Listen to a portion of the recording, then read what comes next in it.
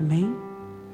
Abra comigo a sua Bíblia em Mateus, capítulo 6, versículo de número 10, parte da oração que o Senhor Jesus ensina aos discípulos e a todos nós. Mateus 6, 10.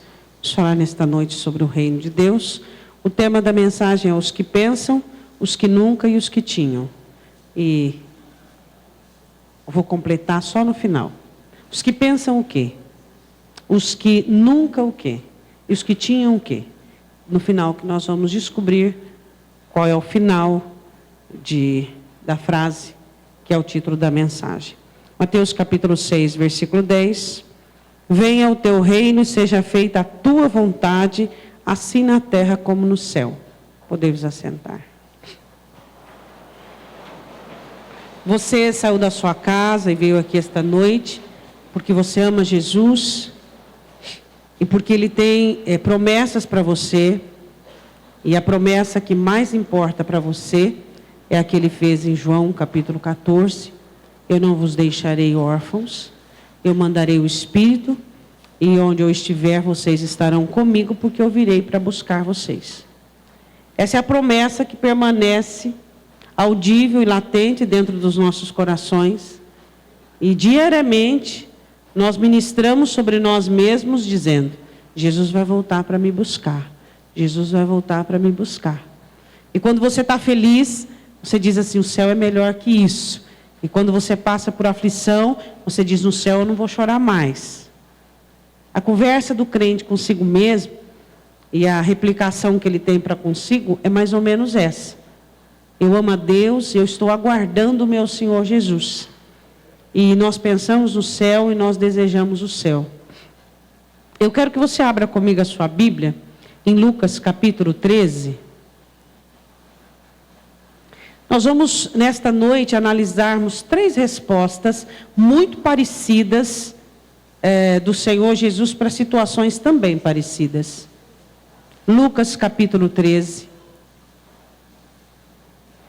versículo de número 22. Amém? Alguém pergunta para Jesus sobre o céu. Não sei se foi uma afirmação, já ouvindo de antemão uma pregação sobre o céu, ou se ele queria saber, ou era algo que queria colocar Jesus numa situação complicada. Não sabemos, só sabemos que ele perguntou.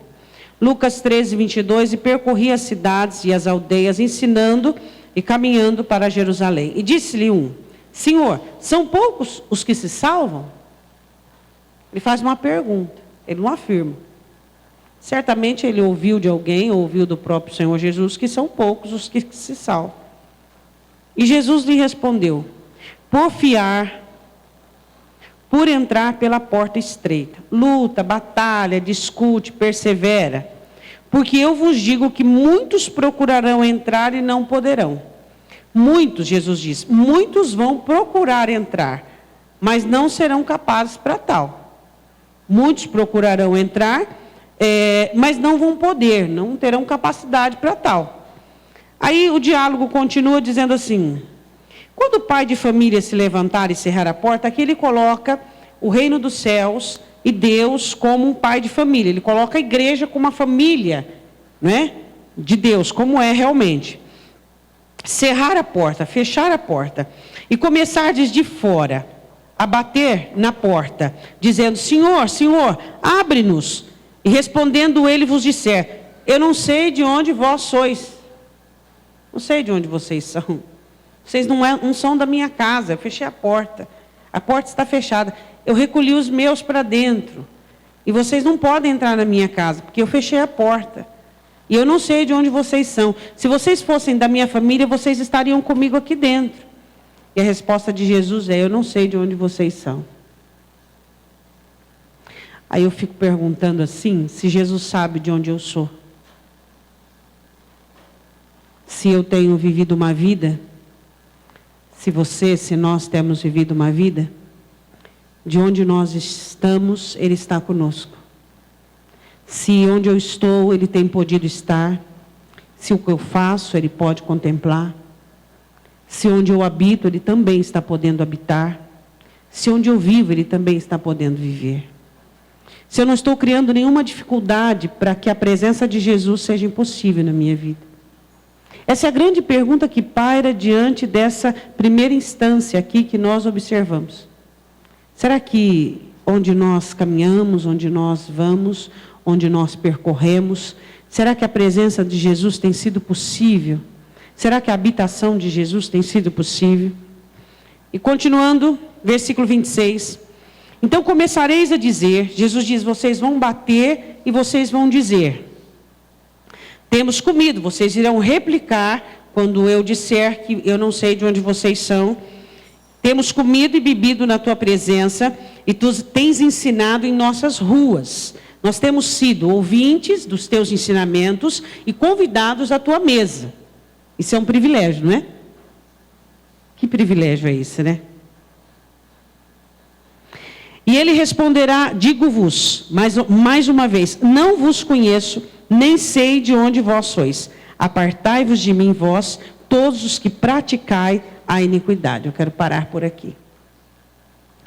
Eu quero começar a falar sobre o início do sermão do Senhor Jesus, que é derivado de uma pergunta de alguém que diz, são poucos os que se salvam? E Jesus responde dizendo assim, olha, eu vou dizer uma coisa para você. A porta é estreita. E muitos procuram entrar por ela. Mas eles são tão apegados a este mundo e tão envolvidos com tanta coisa, que a curiosidade, ou o ensejo, ou a determinação deles por entrar por essa porta, que Jesus tipifica como o reino dos céus, é tão pequena e tão pouca, que na primeira dificuldade eles param com tudo. E eles conseguem entender que eles não podem entrar. Porque para que se entre no reino dos céus, é necessário que exista abnegação, é necessário que exista a morte do eu. Quantas vezes você já ouviu isso, né? É necessário que exista renúncia, e eles não podem. Aí Jesus continua o sermão dizendo assim, ora, o reino dos céus é como um pai de família. Então vamos conversar, vamos fazer vocês entenderem, ele disse. Tá, o pai da família fecha a porta com a família dentro. E pessoas batem do lado de fora, sendo que já está de noite. E a porta foi fechada. E existem pessoas lá fora que querem entrar. E aí o pai de família diz assim, não, eu não conheço vocês. Ah, mas como assim? Nós comíamos na sua mesa, nós bebíamos na sua mesa. O Senhor falava e pregava nas nossas ruas. Eu quero falar dos privilégios que nós temos, começar por aí. De poder comer, de poder estar dentro da igreja, de poder beber, comer do corpo, beber do sangue. Você passa por alguma avaliação minuciosa no dia da ceia? Ou então em alguns cultos onde você vai entrar, alimentar-se da palavra, você vai beber da água da vida, você vai comer do pão da vida. Existe algum anjo na porta avaliando você, ou reprovando, ou aprovando para que você coma e beba? Existem pessoas que pensam que porque comem e bebem, são salvas. Jesus disse, eu sou o pão da vida, e eu sou a água da vida. Então todos quantos chegarem ao reino, terão comida e terão bebida. Por quê? Porque estão ali no reino, mas não fazem parte do seio da família. Quando você faz uma festa, e você tem a sua família, que são os convidados especiais, mas tem os outros convidados, que é sempre, né? O irmão do irmão, o primo do primo, o parente, aquele que você convidou porque chamou o outro, então o outro chamou o outro, e aquele que você convidou na última hora porque ficou constrangido. Só que existem os convidados de primeira mão, que são aqueles que você quer que estejam ali. Então, o que o Senhor Jesus tenta explicar é o seguinte: muitos irão comer do reino, muitos serão abençoados, muitos serão prósperos, muitos serão curados, muitos serão ricamente visível, será visível e notório aquilo que o reino de Deus fará em suas vidas. O reino de Deus os curará de enfermidades físicas, emocionais. O reino de Deus vai prosperá-los, vai abençoá-los. O reino de Deus vai fazer muito por eles. Eles vão comer, eles serão sustentados pelo reino. Eles irão comer pão no reino. Eles irão beber água no reino. Eles vão ouvir a minha palavra, mas eu não sei de onde eles são. Eles estarão ali, Porque um convidou, porque o outro convidou, porque ele estava passando por perto dizendo assim, a porta está aberta, é boca livre, vou entrar. O argumento dos que ficaram de fora foi, nós fizemos parte dos privilégios do reino. O reino de Deus não é o privilégio que te faz entender que você é parte dele, mas as obrigações. O reino de Deus tem inúmeros privilégios. Não são os privilégios que eu tenho, de ser abençoado, de ouvir uma boa palavra, de aprender a viver, de ser ensinado pelo mestre, que me garante a entrada no céu. Não é porque eu estou no reino, falando reino chamado terra, é que eu tenho acessibilidade ao céu. Porque eu posso comer no reino, eu posso beber do reino, eu posso ouvir as palavras do Senhor do reino. Só que também eu posso não ter lugar no reino eterno. E aí, como é que faz? A surpresa daqueles que comeram na mesa, daqueles que foram sustentados pela palavra, socorridos pela palavra, daqueles que foram erguidos, curados, daqueles que prosperaram por causa da palavra. O reino de Deus é uma bênção. Ele prospera, ele cura, ele abençoa, ele livra, ele salva, ele conserta casamentos. Por quê? Porque são os privilégios do reino. E todos aqueles que estão inseridos no reino são beneficiados pela graça que o reino recebeu. Mas qual foi a argumentação do Senhor da família, do Senhor Jesus? Eu não sei de onde vocês são, eu não conheço vocês. Vocês comeram, vocês beberam, vocês ouviram, só que eu não sei de onde vocês são. Uma surpresa muito desagradável. É ou não é? Pensar que tem direito quando não tem. Agora começa a resposta do título da mensagem. Muitos pensam que tem direito, mas não tem. Muitos vão pensar que tem direito até o último dia da sua vida, mas não terão direito. Por que eles pensam que tem direito? Por conta disso. Por quê? Porque eles comem do reino, eles prosperam no reino, eles são curados, as famílias deles são consertadas.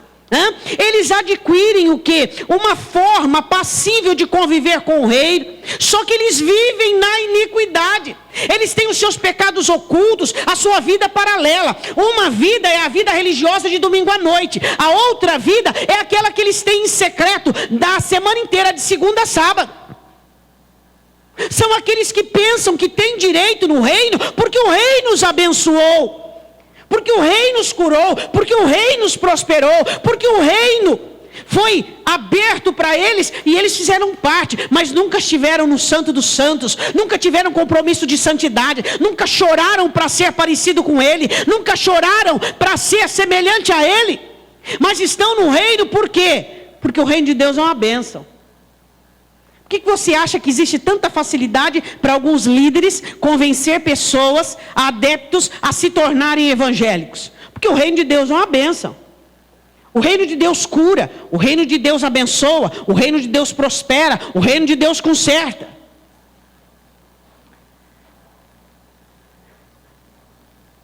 O Senhor ensinava nas nossas ruas, mas nós não aprendemos.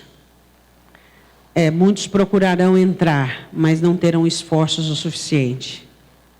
Jesus não nega que eles comeram, Jesus não nega que eles beberam, Jesus não nega que Ele os ensinou. Olhe para o seu irmão e diga assim, Jesus não negou. Jesus negou aqui que Ele não deu-lhes de comer ou de beber e os ensinou? Não, Ele não negou. Jesus negou que Ele ensinou nas ruas, que Ele tinha uma mesa grande e farta, onde eles ali se assentaram e comeram? Não. Mas o que é que Jesus negou? A entrada deles no reino celestial. Quantas pessoas fazem parte assim, vamos falar do reino presencial na terra, mas não farão parte do reino celestial. Por quê? Porque trazem em si pecados ocultos, inclinações. Tem duas vidas, uma que é para os irmãos virem e outra para que eles possam viver. Aqueles não pertenciam à família de Deus. Diga, Deus tem uma família. E quando você conversa com o filho de uma pessoa, e você começa a analisar, tom de voz. Se não for físico, é característica. Tem semelhança, não tem como negar. E tem uns que não tem como negar. E os filhos de Deus são assim. Não tem como negar. Você procura pensar como Ele, procura sentir como Ele e muito mais. Você procura agir como Ele. Você quer ser como Ele. O dia que o Senhor Jesus fechar a porta. Hoje a porta está aberta. Diga, a porta está aberta. Mas um dia a porta vai estar fechada. E aí muitos vão bater do lado de fora dizendo assim: Senhor, nós fomos privilegiados pelo teu reino. Como é que tu fechas para nós o reino eterno se abriste o reino terreno? Porque Deus amou o mundo de tal maneira que deu o seu Filho unigênito para que todo aquele que nele crê não pereça, mas tenha vida eterna. Porque Deus amou o mundo, porque Jesus foi enviado na plenitude dos tempos, porque a graça abundou, porque o ano da remissão, a graça do reino, a igreja está na terra, o Senhor Jesus, o Espírito Santo está na terra. É normal que haja cura, milagres e maravilhas. Até Saul, estando possesso de um demônio, profetizou diante dos profetas. Então você precisa entender a dimensão e a aquisição do reino, aonde ele abrange. Agora a questão aqui importante é que ele fecha a porta e recolhe os seus para dentro. Hoje não, hoje está todo mundo misturado. Joio com trigo. Quem é com quem não é. Quem pode com quem não pode. Quem está conseguindo entrar pela porta e quem está se esbarrando nela. Está tudo misturado. Como chama-se essa mistura? Igreja terrena. Só que dentro desta igreja, chamada igreja terrena, existe a igreja do Senhor Jesus Cristo. Existe a parte do corpo, aqui, acolá, formando um só corpo, com todos aqueles que foram chamados e aqueles que professam a fé. Não é porque alguém tem comido e bebido e ouvido, é porque tem parte do reino. Mas ele comeu, bebeu e pratica. Por isso que ele tem parte no reino. Continuando. 13. Vamos ler. Versículo 27 novamente. Ele responderá: digo-vos que não vos conheço, nem sei de onde vós sois. Apartai-vos de mim, vós todos os que...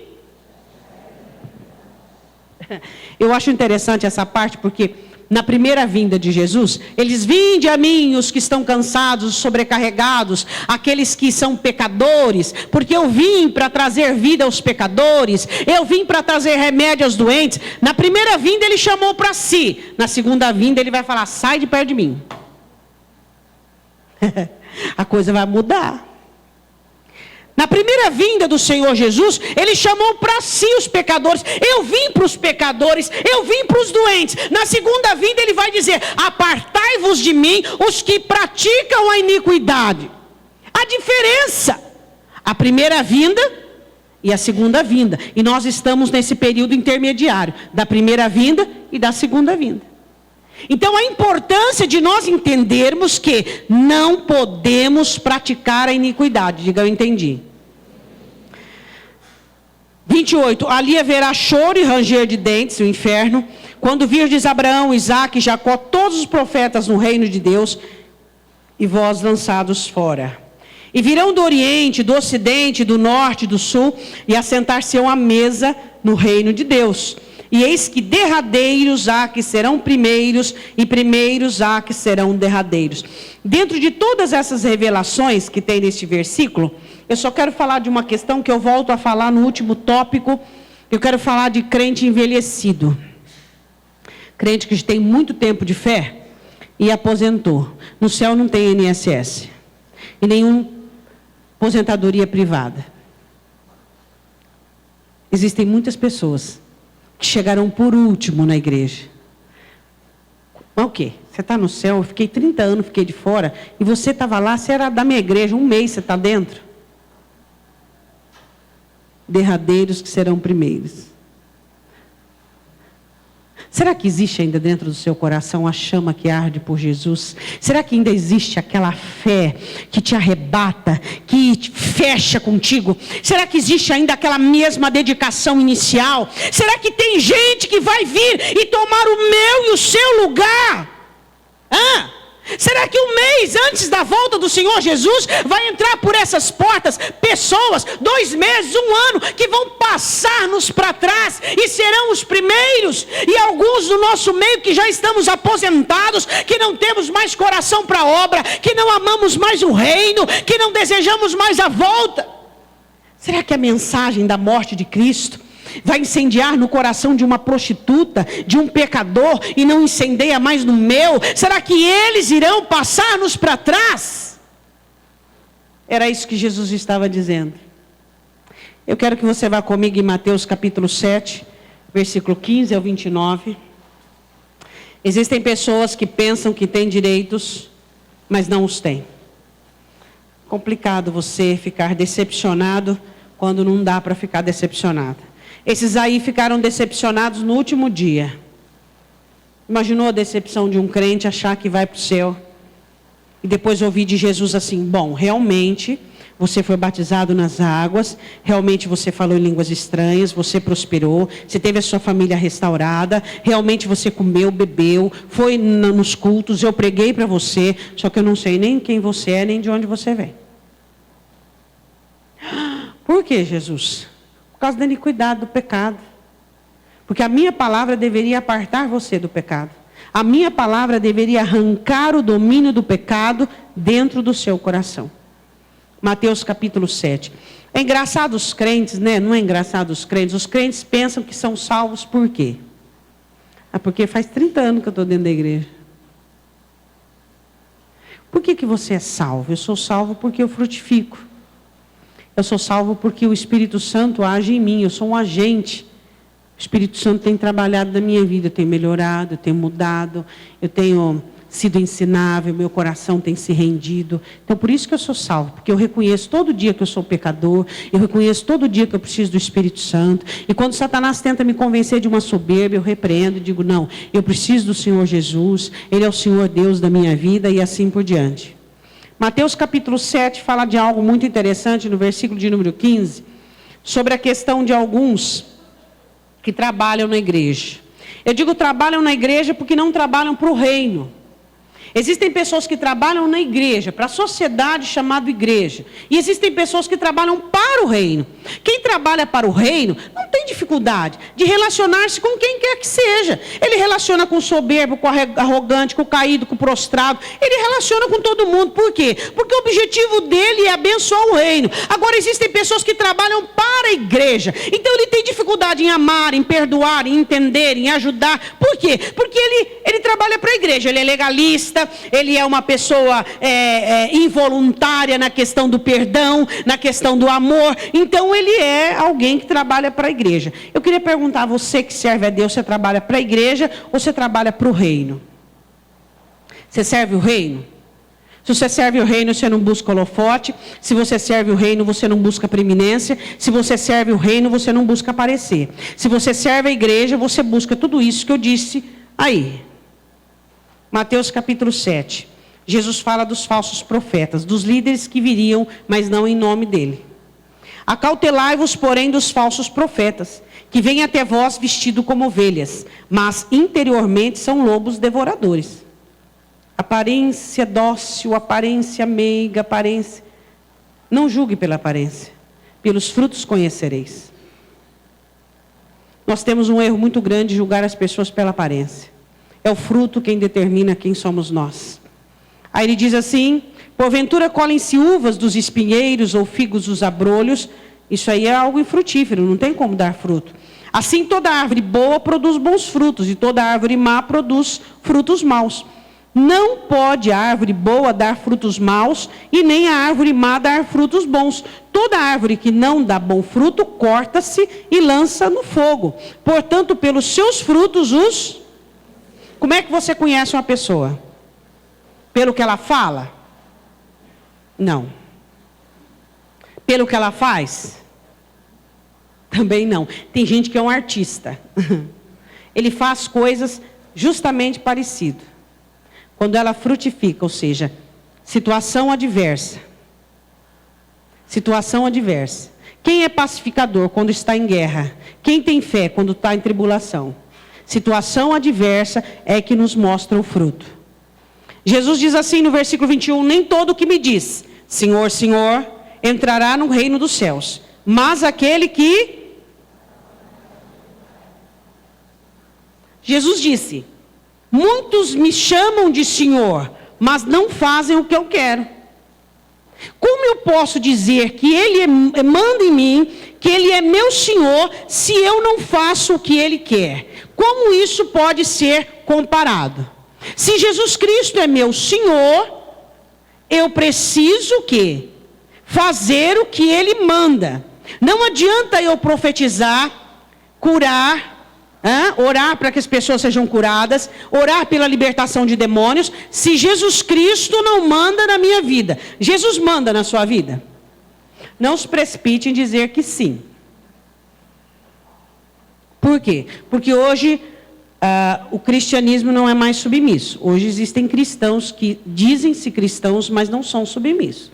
O cristianismo, ele tem que ter submissão. Deus manda, ponto. Não tem mais porém, contudo, nem entretanto. Deus manda e ponto. Eu não tenho problema com isso. Você não pode ter problema com a ordenação de Deus. Haverá um justo que domine sobre os homens, disse as últimas palavras do rei Davi, que domine sobre os homens no temor de Deus. Jesus domina, Ele manda. Se Ele manda eu perdoar, não tem questionamento, não tem adendo. Se Ele manda eu amar, se Ele manda eu andar a segunda milha, se Ele manda eu virar face, se Ele manda, eu simplesmente obedeço.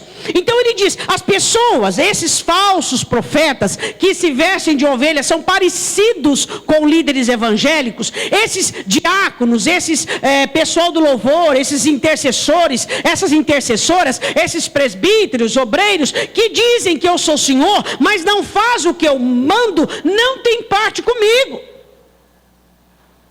Continuando, ele diz assim, no versículo de número 22, muitos dirão naquele dia, vamos ver o 21, a parte B, nem todo o que me diz Senhor, Senhor entrará no reino dos céus, mas aquele que faz a vontade do meu Pai que está nos céus.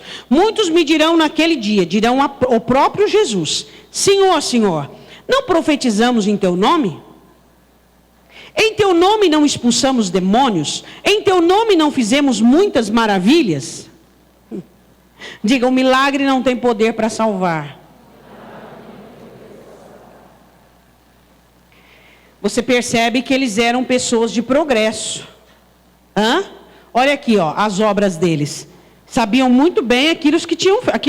Eles profetizavam, expulsavam demônio, trabalhavam na libertação do povo, e muitas maravilhas, cura, milagres e tal.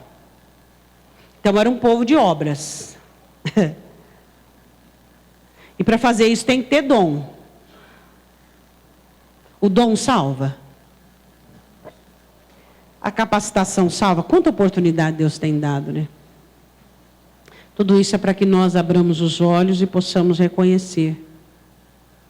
Você não está garantido porque você serve a igreja. Você está garantido quando você serve Jesus. Você faz por amor. Você faz porque você é um devedor. Você faz porque depois que você fez tudo, você ainda se vê inútil. Você ora e diz, Senhor, eu não faço nada. Senhor, não tem feito nada. O que serve ao reino, nas suas orações, ele diz, Senhor, me usa. Senhor, eis-me aqui. Eu quero te servir. Eu quero, Senhor, não retribuir, mas revelar a minha gratidão por tudo o que tens feito. Ele não faz para ser visto. Ele não faz para ser reconhecido. Ele não faz para dizer depois. Depois de tudo que eu fiz, olha o que eu ganhei. Esse trabalhou para a igreja. Ele não trabalhou para o reino de Deus. Ele não fez por amor a Cristo. Ele não fez comprometido com o reino de Deus. Ele não estava salvo de coração. Não. Ele fez porque havia nele capacidade sobrenatural, dom sobrenatural. Tudo vinha dele, mas não voltou para ele. Foi para a glória dos homens. Foi para a glória dos homens. Agora, se recebe a glória aqui, não terá nada para receber lá. Aí eu faço uma grande pergunta para você. De que vale? Ser reconhecido por homens, ser afamado nos homens e desconhecido no céu? Será que essa pergunta não te incomoda? Os que nunca se questionam. Os que pensam ter direitos, os que nunca se questionam. Você já se questionou? Realmente eu tenho vivido uma vida que agrade a Deus? Realmente eu sou salvo, não porque eu fui batizado nas águas. Eu sou salvo, não porque eu falo línguas estranhas, mas eu sou apaixonado pelo meu Jesus. Eu quero amá-lo, eu quero servi-lo, eu quero me devotar a Ele. Eu não vejo dificuldade em servi-lo. Hoje os cristãos têm uma dificuldade enorme em servir a Deus. Por quê? Ah, pastora, por quê? Porque sou uma pessoa muito ocupada. Não, falta de priorização. Você só tem tempo para aquilo que você prioriza. Você tem tempo para comer por quê? Comer é uma prioridade para você. Você tem tempo para banhar-se por quê? Banhar-se é uma prioridade para você. Você tem tempo para dormir por quê? Porque dormir é uma prioridade para você. Você não tem tempo para servir a Deus por quê? Porque servir a Deus não é uma prioridade para você. Não é uma prioridade. Não sendo uma prioridade, não vai ter o meu tempo, não vai ter a minha dedicação, não vai ter o meu ensejo, o meu quebrantamento e o meu envolvimento. E se dói em você, dói muito mais nele, que tirou você das trevas, que arrancou você do inferno, que te trouxe você para o reino dele, dizendo: filho, agora frutifica, ser uma bênção, encontre teu dom, prossiga, tenha uma carreira de vitória, uma carreira de frutificação. Dói muito mais nele ver os seus inativos, inertes. E quando o crente começa a fazer alguma coisa para a igreja ou para o reino, logo o diabo começa a pôr empecilho. Ele está vendo? Ó, não dá. Conta. O céu é matemático. E o céu gosta de matemática. Você pode ver em vários escritos existe a matemática. E nós vamos ter que fazer algumas contas no céu. Uma delas é o que fizemos com aquilo que recebemos. Outra delas é o que fizemos com a capacidade de falar. Cada palavra que você diz, você vai ter que prestar conta. Tudo que você fez por meio do corpo, você vai ter que prestar conta. No céu tem matemática. Tem criança que fala: não vejo a hora de sair da escola para livrar da matemática. Nem no céu você vai livrar da matemática. No céu você vai ter que fazer contas. O que é que você fez com o que eu te dei? Essa é a situação. Por que você é salvo? Porque você diz: eu faço parte deste reino. Porque eu não só como, nem bebo, nem escuto. Eu pratico. Eu faço parte deste reino porque eu sirvo o reino. Tem crente que quando a gente começa a falar sobre servir, ele fica arrepiado e diz assim: Espírito Santo, o próximo tópico, o próximo tópico, o próximo tópico. Se alguém ouvisse a oração dele e dissesse: o que é esse negócio de próximo tópico? O que é isso que ele está pedindo para Deus? Ele está pedindo que a pastora para de falar o que o pastor siga. O próximo tópico, o próximo tópico. Só porque você tem pressa que eu saia desse tópico, eu vou dizer de novo para você. Você precisa servir a Deus. De que maneira você serve a Deus? Servindo os seus irmãos. Não há outra maneira de você servir a Deus. Só servindo os seus irmãos. O novo convertido come, bebe, folga e dorme. É um direito dele estar preparado. Mas aquele que já tem entendimento tem que trabalhar, que vai ser cobrado de você. Aquele que já foi preparado para isso tem que trabalhar, vai ser cobrado de você o seu trabalho. Você já imaginou quantas pessoas estariam em outra situação se você oficiasse o seu dom? Quantas pessoas no corpo de Cristo estariam diferentes, estariam numa situação diferente se você oficiasse o que Deus te deu? Mas você está muito ocupado. Você tem muitas obrigações. Você tem muita tarefa. Você é uma pessoa ocupadíssima. Continuando. Vamos lá. Versículo 23. Então lhes direi abertamente, ou seja, para todo mundo ouvir. Diga assim: no céu, todo mundo vai ouvir. Não tem segredo. Até na terra, né, o que se faz em oculto, Jesus coloca nos telhados. Então todo mundo abertamente: nunca vos conheci. Nunca. Apartai-vos de mim, vós que praticais a iniquidade. Novamente a prática da iniquidade. Escuta, mas expulsa demônio no pecado? Sim. Profetiza, prega no pecado? Sim. O que mais que ele faz? Opera maravilhas, levanta-os da cadeira de roda? Sim. Por quê? Porque milagre não salva. Quer milagre mais do que Israel recebeu e foi salvo? Conseguiu? Não. Não conseguiu. Prostrou e morreu no deserto. Não conseguiu fazer a travessia. O que te salva não é o que Jesus, no que contexto do que ele te abençoou, porque ele é abençoador mesmo. Eu sou salvo porque Jesus me prosperou, assim, eu era pobre, miserável, hoje eu sou uma pessoa próspera. Ele faz isso mesmo, porque ele é assim. Ele é bom. É um atributo de Deus, ele é bom. Ele é bom no que ele faz. Ele é bom para todas as pessoas. Ele é bom. Deus é bom. E esses chegaram para Jesus dizendo, espera aí um pouquinho, tudo bem, que aqueles que comem na tua mesa, beberam na tua mesa, aqueles que ouviram a palavra, foram lançados fora, mas nós não, nós somos diferentes. Nós profetizamos, operamos maravilhas, libertamos os demoniados, então espera um pouquinho, nós temos que ser o primeiro. Eu não conheço vocês, eu não sei de onde vocês são, eu nunca conheci vocês. Novamente, Jesus diz assim, na primeira vinda, vinde a mim, eu vim para os pecadores. Na segunda vinda, afasta de mim os pecadores. Muitos ensinam falsa doutrina, tem o dom, mas não tem a graça. Os dons e milagres não salvam, afamados na terra e desconhecidos no céu. Tem muitos pastores que buscam a fama, né? É verdade ou não é? Buscam a fama, buscam serem conhecidos. Mas será que ele é conhecido no céu? Às vezes você tem uma fama dentro da igreja, né? Irmã fulana de tal, irmão fulano de tal. Mas eu não estou dizendo que é o seu caso, mas pode ser que o céu nem te conheça. Nem sabe o teu nome, nem sobrenome, nem de onde você veio, nem quem você é. E aí? O que você vai fazer com essa bomba? O que adianta afamado na terra e desconhecido no céu?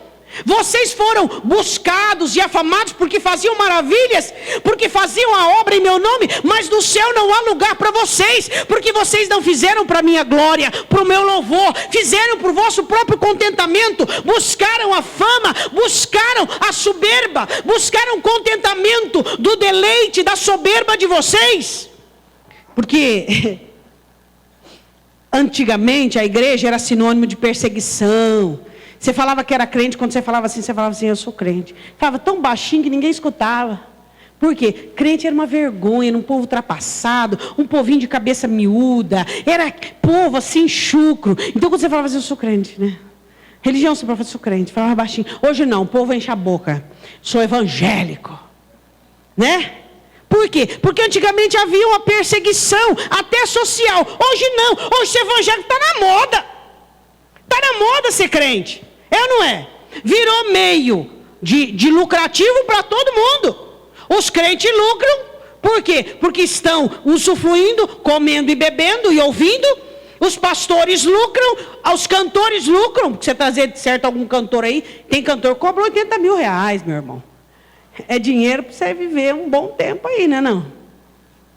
E aí? Ele vem para cantar 4 músicas para louvar a Deus. Mas ele cobra 80 mil reais. Então a coisa está feia, para o meu lado, para o seu lado, para todo mundo.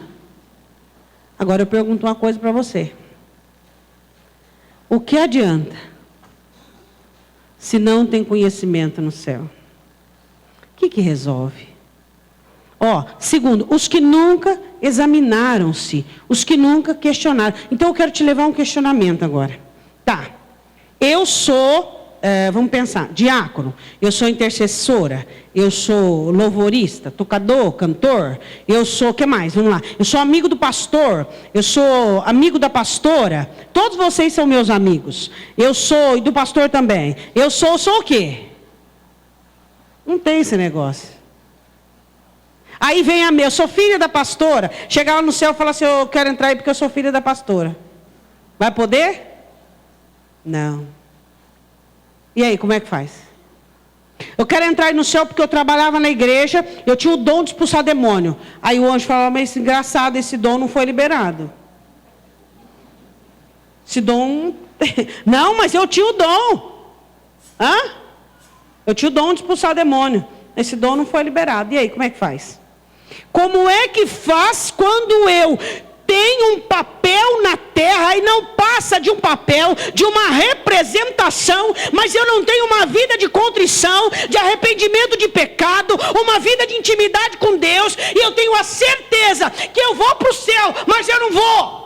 Por quê? Porque não é verdadeiro, não é de coração, não tem contrição, não tem arrependimento, não tem confissão, não há orações que dizem: Jesus me ensina, Senhor, eu quero aprender a te servir, eu quero ser parecido contigo, eu não quero ter defeitos de pai, de mãe, eu não quero seguir a sociedade, eu não quero, Senhor, fazer parte dessa sociedade evangélica que está caminhando para o inferno. Eu quero ser filho, eu quero ser servo do reino.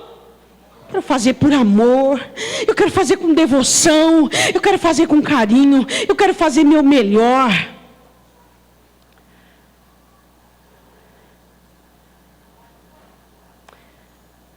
Versículo 24. Todo aquele que escuta as minhas palavras e as pratica, assemelhá-lo-ei ao homem prudente que edificou a sua casa sobre a rocha, desceu a chuva, correram os rios, assopraram os ventos, combateram aquela casa e não caiu, porque estava edificada sobre a rocha. Aquele que ouve essas minhas palavras e não as cumpre, compará-lo-ei ao homem insensato. Edificou a sua casa sobre a areia, desceu a chuva e correram os rios, e assopraram os ventos, e combateram aquela casa, e caiu, e foi grande a sua queda. E aconteceu que, concluindo Jesus esse discurso, a multidão se admirou da sua doutrina, porquanto os ensinava tendo autoridade, não como os escribas. Ouve e pratica, ouve e pratica, ouve, pratica, ouve e pratica. Casa sobre a rocha. Ouve e esquece, ouve e esquece, ouve e esquece. Por quê? Mateus capítulo 25.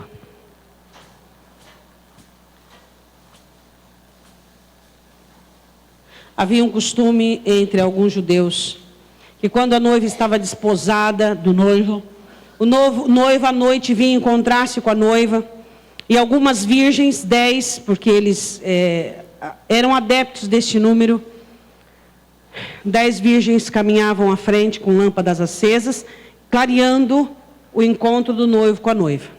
Então, por isso que tem essa parábola aí, mas isso não te é interessante?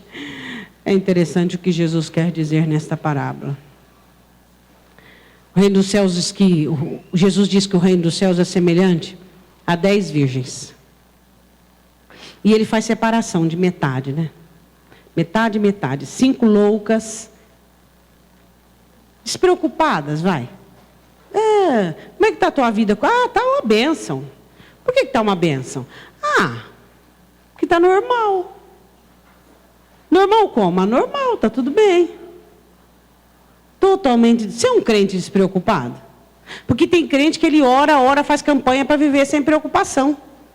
Sendo que o objetivo do crente é ficar preocupado. Será que eu tenho do Espírito suficiente? Será que Deus está se agradando da minha vida? Será que eu tenho sido parecido com Cristo? Será que eu estou praticando a palavra? Mas o reino dos céus, vamos dizer assim, aos homens, é apresentado como um lugar de você vem para Jesus, que Jesus vai fazer tudo, hein?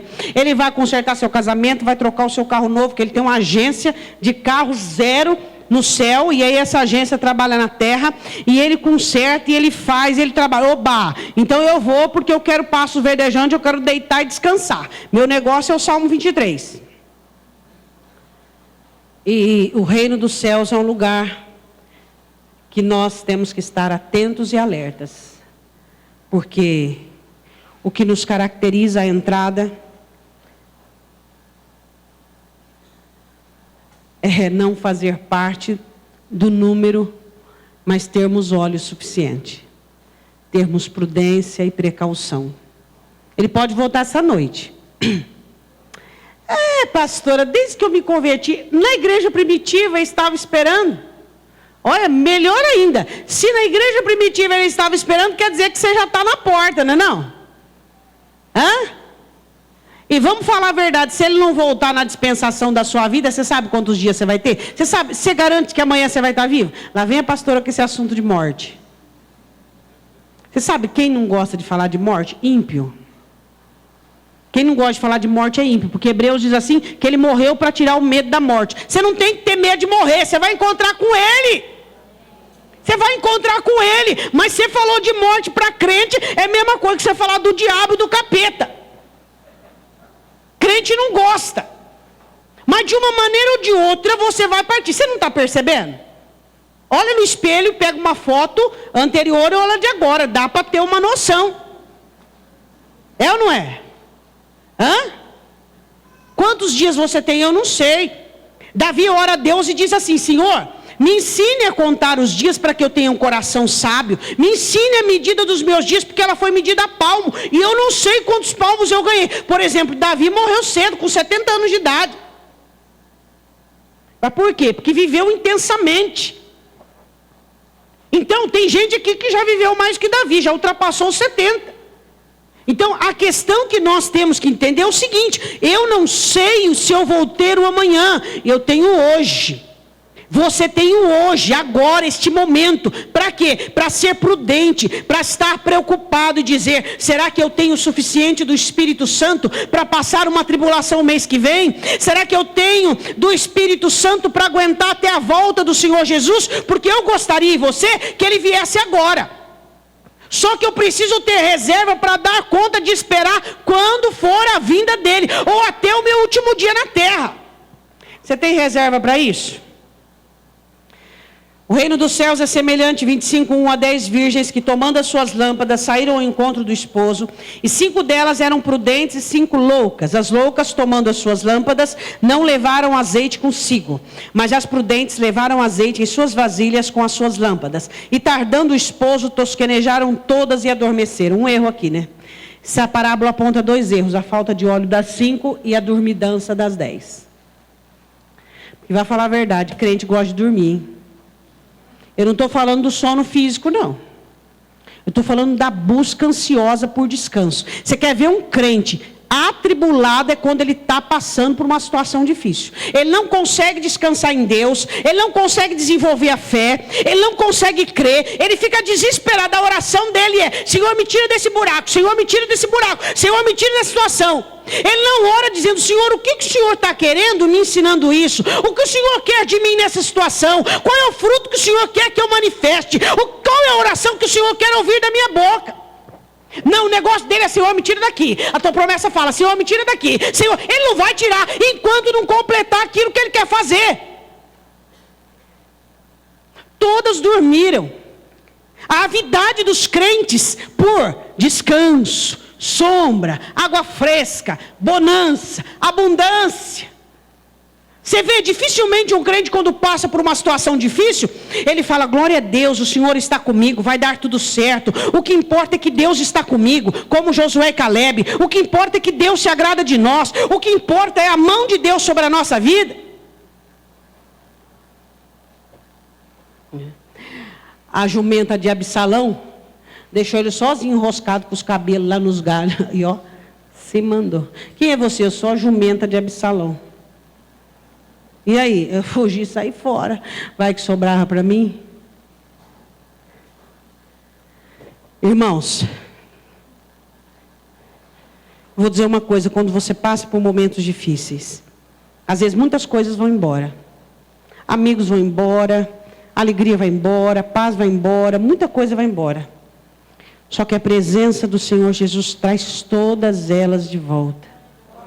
Jesus manda que a fé retroceda, ordena que a paz volte ao seu lugar como guardiã das emoções, como guardiã do coração. Se Jesus está presente, você aguenta. Nós não podemos ficar buscando dormir, pestanejar. Ah, mas eu já trabalhei muito na obra. Museu, trabalhou, não está trabalhando. Já fez, não está fazendo.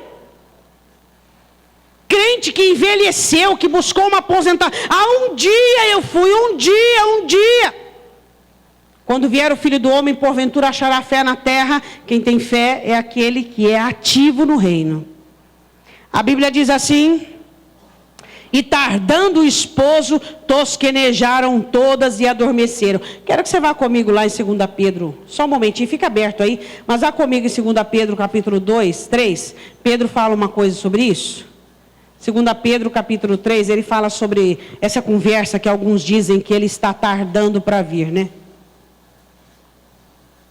Tem gente que reclama, que é isso? Falou que Jesus vai voltar, vai voltar, vai voltar. Ele vai vir como um ladrão, de repente. E quem está preparado, tá. Quem não está, não está. Olha que coisa profunda. Está preparado? Tá. Quem não está, não está. O que é estar preparado, pastora? Longe do pecado. O pecado não tem vez na tua vida. Morre, mata a velha criatura, não quer saber de vida dupla. Isso aqui, minha esposa não pode saber. Quem pode saber? Só Jesus e o diabo. Mas Jesus está sabendo, e aí como é que faz? 2 Pedro capítulo 3, versículo 7. Mas os céus e a terra que agora existem, pela mesma palavra, se reservam como tesouro e se guardam para o fogo, até o dia do juízo e da perdição dos homens ímpios. Mas, amados, não ignoreis uma coisa, que um dia para o Senhor é como 1000 anos, e 1000 anos como um dia. Desde a vinda de Jesus já foram 2 dias, 2 dias e um pouquinho. O Senhor não retarda a sua promessa, ainda que alguns a tenham por tardia, mas é longânimo para conosco, não querendo que alguns se percam, senão que todos venham arrepender-se. Mas o dia do Senhor virá como ladrão de noite, no qual os céus passarão com grande estrondo, e os elementos ardendo se desfarão, e a terra e as obras que nela há se queimarão. Havendo, pois, de perecer todas essas coisas, que pessoas vos convém ser em santo trato e em piedade, aguardando e apressando-vos para a vinda do dia de Deus, em que os céus em fogo se desfarão, e os elementos ardendo se fundirão. Quem está esperando isso? Quer ver fogo? Fogo, fogo, irmão. Você quer ver fogo? Aí você vai ver fogo. Vai queimar tudo. Tudo. Vai ser bonito, não vai não? Vai ser maravilhoso. A igreja triunfante, o Cordeiro de Deus, convidando a igreja à ceia, as bodas do Cordeiro. Vai ser glorioso. Primeira vez que Deus reprova o universo, Ele reprova por meio da água. A segunda reprova de Deus é pelo meio do fogo. Deus reprovará toda a impiedade dos homens. E olha que o ser humano tem chance, hein? O ser humano está tendo inúmeras chances. Agora, não vamos falar do ser humano, não. Vamos falar de mim e de você. Quantas chances nós estamos tendo? E ele fala, e fala, e fala. Ele não está tardando. A hora será a hora exata, marcada. Pode ser hoje, pode ser amanhã. E ele diz assim... Mas nós, segundo a sua promessa, versículo 13, aguardamos novos céus e nova terra, em que habite a justiça. Por isso, amado, aguardando essas coisas, procurai que dele sejais achados. E tende por salvação a longanimidade de nosso Senhor, como também o nosso amado irmão Paulo vos escreveu, segundo a sabedoria que nos foi dada. Volte comigo em Mateus capítulo 25. Versículo de número 5, elas adormeceram. Mas tem muita gente adormecido porque acha que Jesus não vai voltar. Só que ele não pensa na possibilidade. Ele diz, não vai ser amanhã não. Mas ele também pode ir, né? Porque tem 2 maneiras de ir, de avião e de trem. Metrô, por baixo da terra. Metrô por baixo da terra quando você vai no caixãozão. E de avião, um arrebatamento. Então, 2 maneiras de fazer a viagem. De metrô por baixo da terra ou de avião. Sua passagem já foi comprada, não sei. Pastora, do que eu vou? Não sei, nem sei a minha. Mas não interessa, qualquer uma eu quero estar lá. Você também não é assim? Tem gente que fala assim, não, eu só quero ir de avião. Mas a sua foi comprada de trem. Metrô, por baixo da terra. Qual o problema? O importante é você estar lá, não é não? E desde que seja rápido. Negócio de demorar muito para morrer não é bom não, só para pecador. O pecador tem que chamar o primo para pedir perdão, o tio para pedir perdão. Né? Crente, você viu o crente pecador morrer? Faz uma fila, uma agenda para ele pedir perdão. Não é? Agora, crente não. Crente pode morrer de repente. Ele está preparado. Ele não precisa de um diagnóstico previsto, dizendo, vai ser daqui 3 meses. Aí ele começa a preparar, ele começa a fazer boa obra de algum jeito. Ele começa a pedir perdão, ele começa as obras do final. Agora, o que é crente, pode ser de repente, melhor ainda, não é? É melhor de repente ou de aviso prévio? Aviso prévio, pastor, que tem umas pessoas que estão enroscadas, que tem que fazer a fila do perdão. Coisa feia, né? Vamos lá, continuar. Versículo 6. Mas à meia-noite ouviu-se um clamor. Aí veio o esposo, saiu-lhe ao encontro. Então todas aquelas virgens se levantaram e prepararam as suas lâmpadas. Diga comigo, preparação. Até no último dia, vamos cortar o pavio. No último momento, vamos encher de óleo, vamos preparar para não ficar uma fumaceira danada. E as loucas disseram às prudentes, sempre contando com a misericórdia, piedade, compaixão. Ah, Senhor, tem compaixão de mim. Ah, Senhor, tem dó de mim. Ah, Senhor, tem misericórdia de mim. A oração dele é só misericórdia. No último dia também vai ser misericórdia. Já viu que tem crente? Ô Senhor, perdão, porque eu não tive força. Ô Senhor, tenha misericórdia, porque o Senhor sabe que eu sou fraco, eu sou ser humano. Ô Senhor, tenha misericórdia, ô Senhor, tenha perdão, ô Senhor, tenha compaixão de mim, é só isso. Vamos mudar essa oração? É ou não é?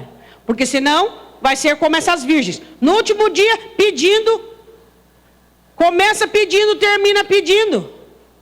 Elas pediram, ó. É o seguinte, dai-nos do vosso azeite, porque as nossas lâmpadas se apagam.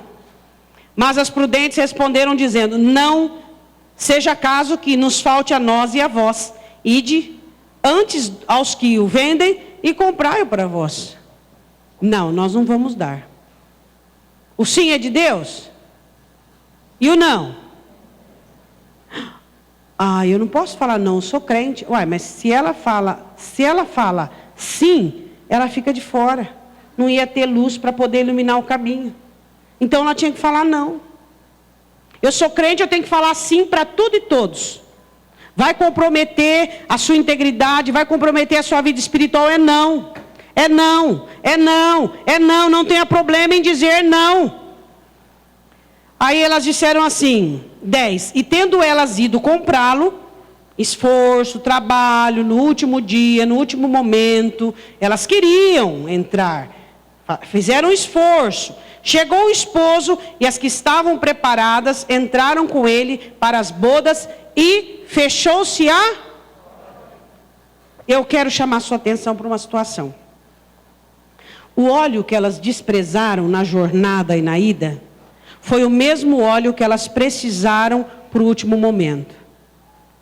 Agora eu quero que você entenda isso importante, isso é uma chave para este texto, presta atenção. O Jesus que hoje está na sua vida para te santificar, para te libertar, para te fazer uma nova criatura, você não pode desprezar Ele. O Espírito Santo que está dentro de você, para te fazer estribuchar? Não. Para convencer você do pecado, para interceder por você, para te ensinar, para te guiar, para falar do Senhor Jesus, para te purificar, para te fazer você chegar à estatura mediana perfeita de Cristo, para te fazer sem mancha, sem ruga e sem mácula. É o mesmo Espírito Santo que você vai precisar dele até o final. No final, elas resolveram entender que precisavam do que desprezavam. Hoje, o que eu preciso, o que você precisa, é dessa graça maravilhosa, é desse poder de Cristo, que nos livra do pecado, que tira de nós o domínio do pecado. Esse Jesus. Elas não fizeram caso do azeite, mas precisavam dele no final.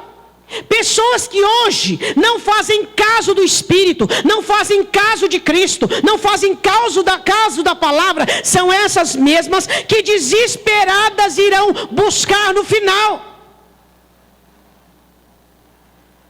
Hoje, busque o que você precisa, busque o que você necessita, mais do Espírito Santo, mais do sangue de Cristo, conheça mais a palavra de Deus, dedica-se à sua vida espiritual. 3 áreas da sua vida, profissional, familiar e cristã. Quais delas têm a sua maior dedicação?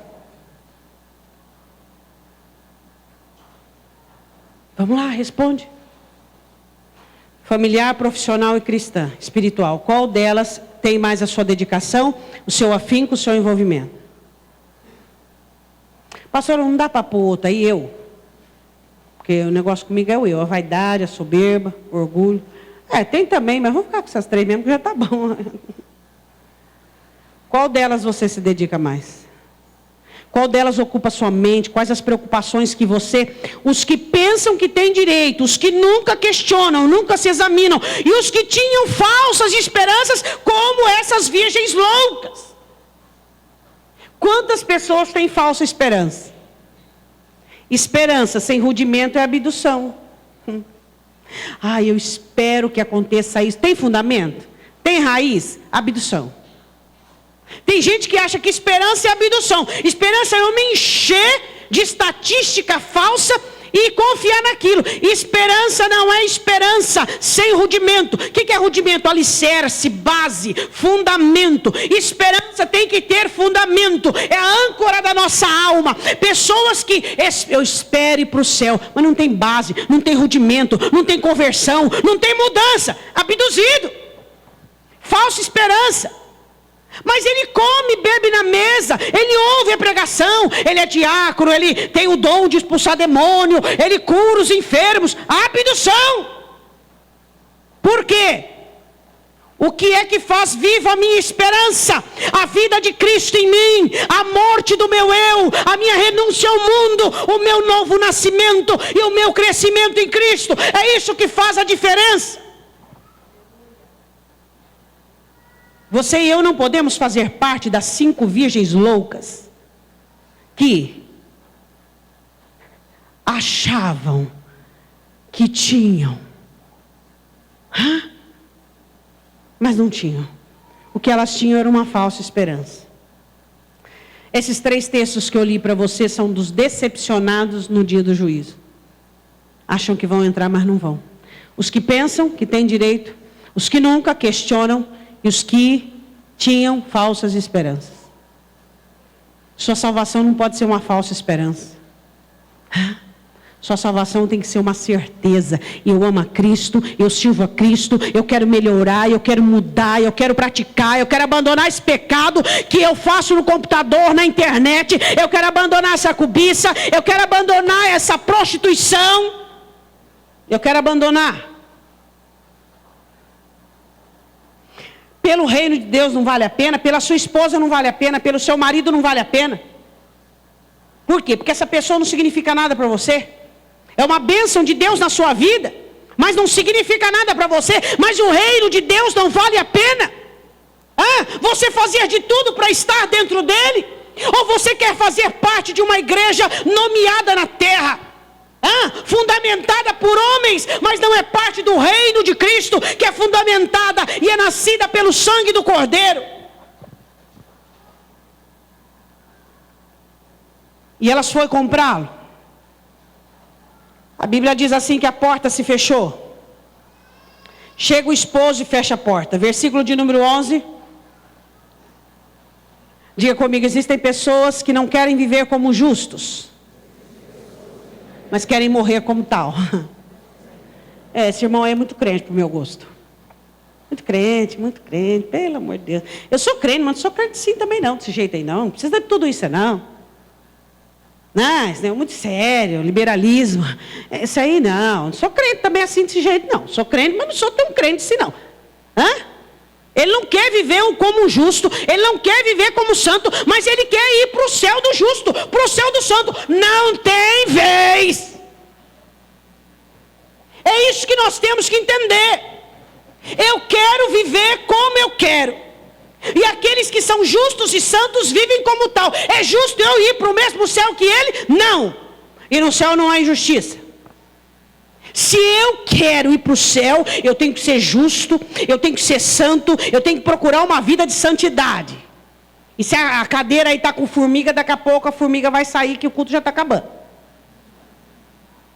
Porque tem gente, quando é pregação assim, tem formiga. Ele não gosta. Por que ele não gosta? Porque o pai está aqui, exorta o filho, repreende o filho. Vai, filho, acorda, para de pecar. E não vejo a hora que esse culto acaba. Pelo amor de Deus, eu vim, não devia ter vindo, bem que eu quis ficar em casa. Essa palavra salva a sua vida. Ela não deveria se incomodar. Ela não deveria incomodar você. Ela não deveria deixar você desajustado no banco, porque ela deveria trazer alegria, ela deveria trazer gozo para a sua alma. Você deveria dizer: sim, Jesus, eu tenho comido e bebido na tua mesa, ouvido as tuas palavras, mas tenho me afastado da iniquidade. Senhor, eu tenho servido na tua casa, mas é para o teu reino. Senhor, eu sou virgem, mas com óleo na botija, meu Pai. Eu tenho sim a insígnia, o selo de pertencer ao Senhor, mas eu não sou imprudente, eu tenho óleo para dar conta do recado. Deveria alegrar alguns de nós.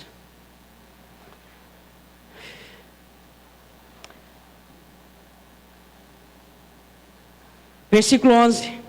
Depois chegaram também as outras virgens, dizendo: Senhor, Senhor, abre-nos. Ele respondendo disse: em verdade vos digo que não vos conheço. Mas pastor, aqui fazia parte das virgens, mas ele não conhecia por causa da falta de prudência. Vigiai, pois, porque não sabeis o dia nem a hora em que Filho do Homem há de vir. Você está vigilante?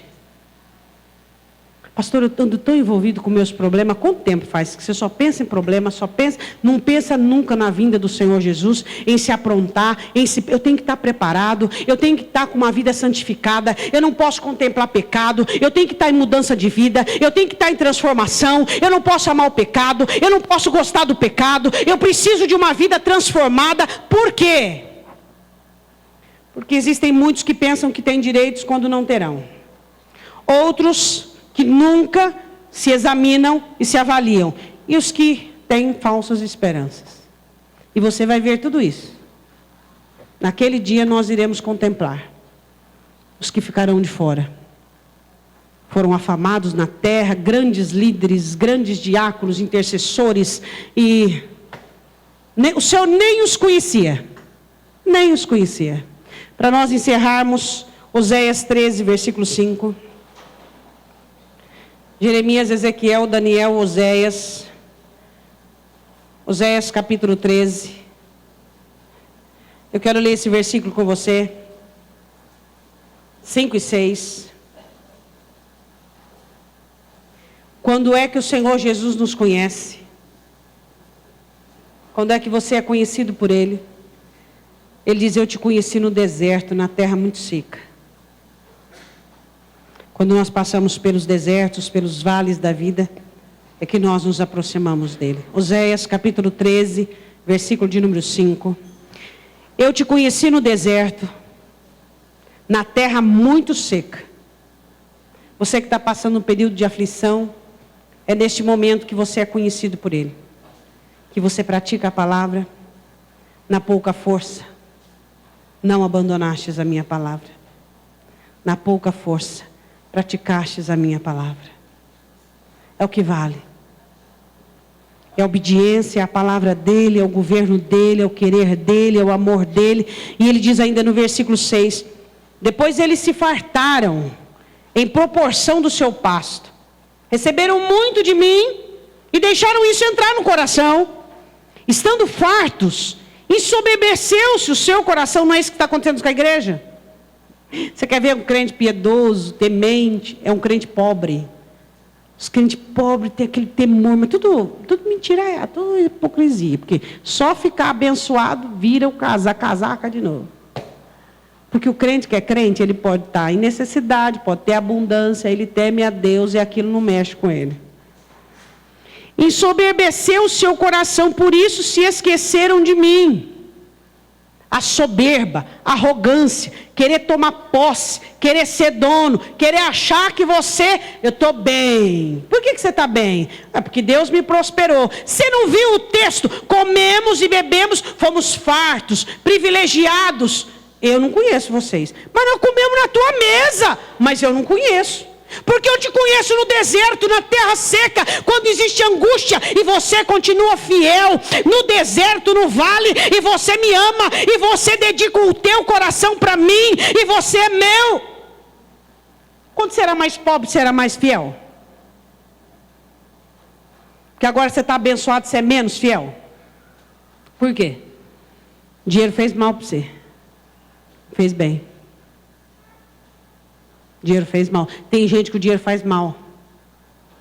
Tem gente que o dinheiro não faz bem. E aí a grande pergunta: como é que você pode reverter esse quadro? Como é que você pode mudar a situação? E para ajudar, Jesus diz assim que é muito difícil o rico entrar no céu. Por quê? Por causa do amor ao dinheiro. Coloca o coração nas coisas. Você não tem nada, eu já te expliquei isso, você é propriedade, você não é proprietário de nada. Você não tem nada. Você não tem nem o dia de amanhã. Jesus diz: quem acha que tem o dia de amanhã, isso é maligno. Você não tem nem o dia de amanhã, você não tem nada. Você não tem nada. Tudo é de Deus. Tudo pertence a Ele. Tudo é dele. Nada é seu. Você tem um sobrenome, você tem dinheiro, você tem quantos diplomas na gaveta, você não tem nada. Você só tem Ele. Porque no céu, o dinheiro que você recebeu aqui na terra da parte dele, até disso você vai ter que dar conta. Quer dizer que é uma coisa a mais que você vai ter que dar conta. Escuta, quanto dinheiro que eu te dei, tanto, de quanto porcentagem foi para ajudar os pobres? Para abençoar o meu reino. Quanto que foi? Vai na matemática. E aí? É uma coisa a mais para você prestar conta. E aí? Em Provérbios a oração: Senhor, não me dê falta de nada, para que eu não venha roubar e pecar, e não me dê mais do que eu preciso, para que eu não venha te trair, te decepcionar e te abandonar. Tem gente que quando ele tem dinheiro, ele desconverte. Se é o seu caso, você tem que tomar cuidado, porque você é um idólatra. O dinheiro mexe com você, o dinheiro muda você. Você já viu pessoas que estão nos melhores hospitais, diante dos melhores médicos? O médico diz assim: eu não posso acrescentar um dia à sua vida. O que adianta o dinheiro? Eu pago, mas não está na minha mão, não está na minha alçada. É Ele. Porque tudo é por Ele, para Ele, nele. Um dia eu e você estaremos no dia do juízo. Em nome de Jesus, em nome da palavra, em nome do Espírito Santo, nós ouviremos: filho, entra para o gozo do teu Senhor, porque fostes fiel no pouco, sobre o muito eu te colocarei. Então agora, na terra, você tem que dizer: eu quero te conhecer, eu quero te amar, eu quero te servir, eu quero me examinar, eu não quero ter falsa esperança. A minha salvação é rudimentada em ti. É isso que eu preciso, é isso que eu quero. Amém? Eu quero que você feche os seus olhos.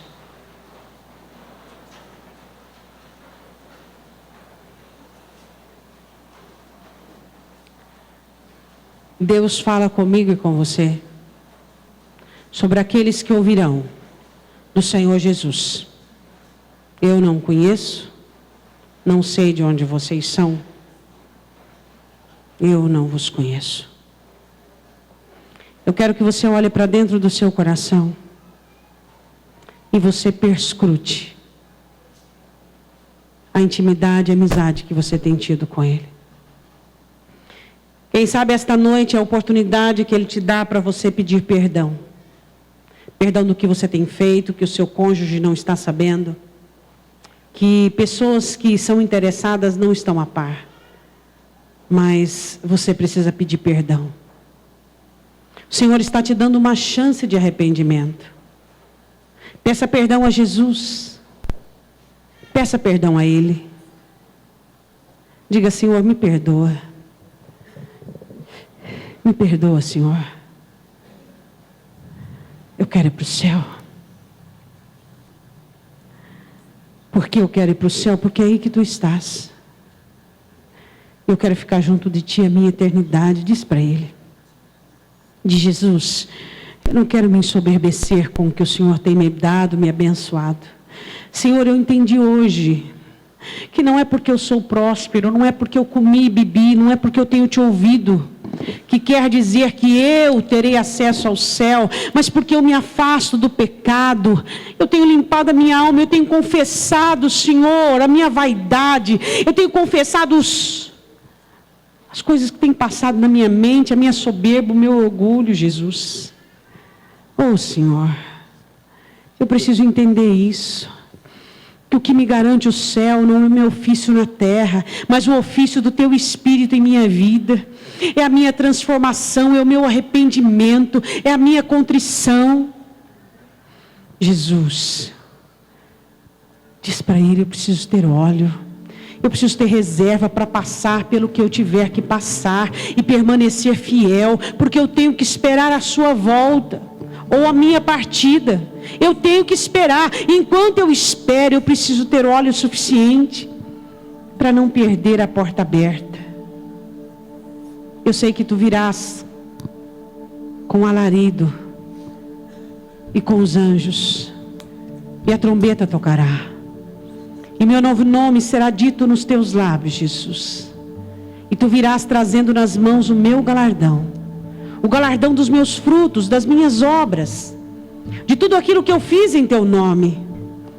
Oh, Senhor. E esse dia não será um dia de reprovação para mim. Não será um dia de dor, de sofrimento, mas será um dia de glória e de alegria. Onde o Senhor me receberá na glória. Onde Tu farás questão de servir-me na mesa. Porque a Tua palavra diz em Apocalipse que Tu nos servirá. E eu continuarei comendo e bebendo na Tua mesa. Se você tem comido e bebido e ouvido, diz para Ele que você quer continuar a comer e beber na mesa dEle. Se você tem trabalhado, diz: Senhor, eu quero continuar, Senhor, eu quero Te servir, mas eu quero servir o reino. Eu quero servir a instituição, meu Pai. E o Senhor te diz nesta noite: você precisa de mais óleo. Você precisa de reservas para que você dê conta por aquilo que você tem que passar, pelo tempo que você tem que esperar. Senhor Jesus, abençoa o Teu povo com o convencimento. Abençoa o Teu povo, Senhor, com a restauração. Que não haja em nosso meio aqueles que pensam que têm direitos que não têm. Os que nunca se questionam e nem se examinam. E os que têm esperança falsa.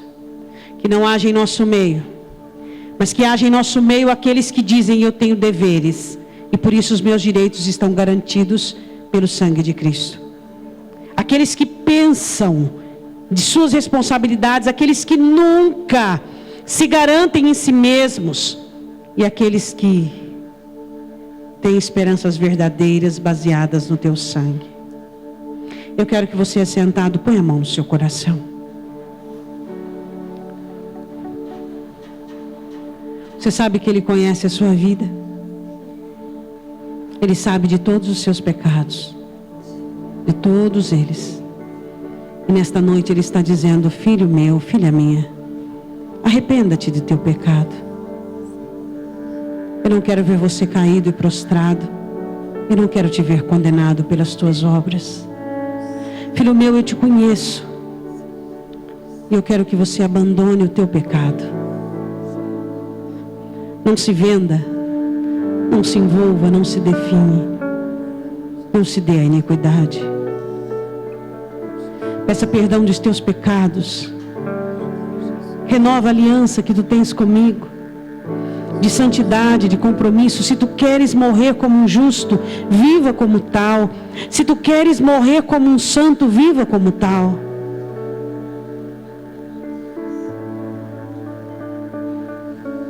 Espírito Santo de Deus, só tu tens o poder de convencer. Só tu pode convencer-nos, Senhor, só tu podes. Nós nos arrependemos nesta noite. E dizemos sim, sim, nós cremos. Nós cremos no dia do juízo, nós cremos no dia final.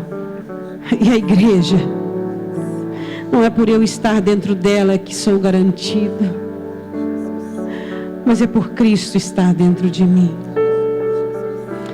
Ah, Senhor, estar na igreja é uma bênção que todos nós temos como privilégio. Temos comido, bebido e aprendido. Temos te servido. E temos ouvido de tua parte que temos que ser prudentes. Nós vigiamos e olhamos para dentro de cada um de nós, meu Senhor. E o que é que temos que consertar e aprender? Eu quero que você se coloque de pé. Eu quero que você levante a sua mão direita para o alto. Ó Espírito Santo de Deus, Tu que és o agente da palavra, só Tu convences do pecado, da justiça e do juízo. Surra obras quando parte de Ti. Eu te peço, Espírito Santo, que todos os nossos corações possam nesta noite receber a transformação da Tua palavra.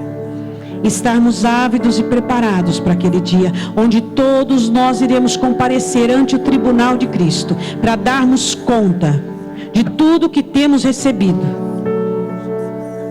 E a quem muito é dado, muito se lhe será exigido. Eis-nos aqui, Senhor, para aprendermos, para nos arrependermos e nos colocarmos em Tuas mãos. Vem sobre nós, vem sobre a Tua igreja, Espírito Santo. Vem sobre o Teu povo. E arrebata o Teu povo do engano. Arrebata o Teu povo do equívoco. Arrebata o Teu povo de qualquer sorte de males que cerca, que atrapalha a sua mente, que tira-lhes o entendimento.